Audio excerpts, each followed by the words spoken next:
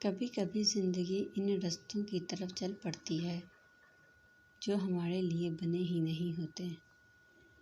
کبھی کبھی ہم خود کو ان لوگوں کو سونپ دیتے ہیں جو ہماری پرواہ ہی نہیں کرتے۔ کبھی کبھی ہم خود ہی خود کو رسوا کرتے ہیں، اپنی تدخل کی وجہ خود ہی بن جاتے ہیں۔ کبھی کبھی دل ہی ان اجنبیوں سے جا ملتا ہے جن کے لیے ہم کچھ بھی نہیں ہوتے۔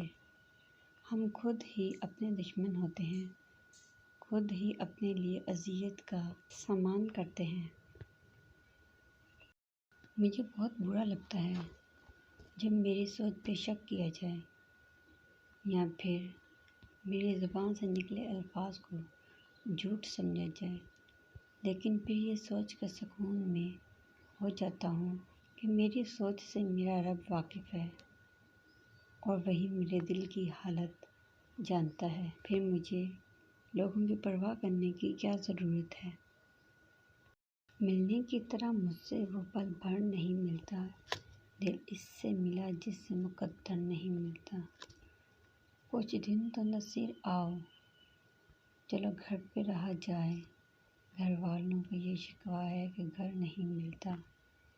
وہی بے ربط یارانے، وہی فنکاریاں اس کی، بڑا بے چین کرتی ہیں تعلق داریاں اس کی۔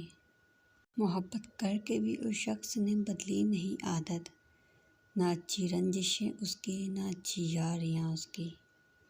بہت تکلیف دیتی ہیں کہ دونوں کی نہیں بھاتی، اسے آسانیاں میری، مجھے دشواریاں اس کی۔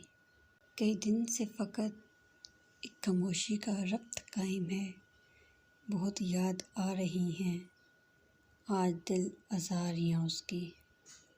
کہاں تک ساتھ چل سکتے تھے ہم کہانی میں، ادھر میری جنوں خیزی ادھر بیزاریاں اس کی۔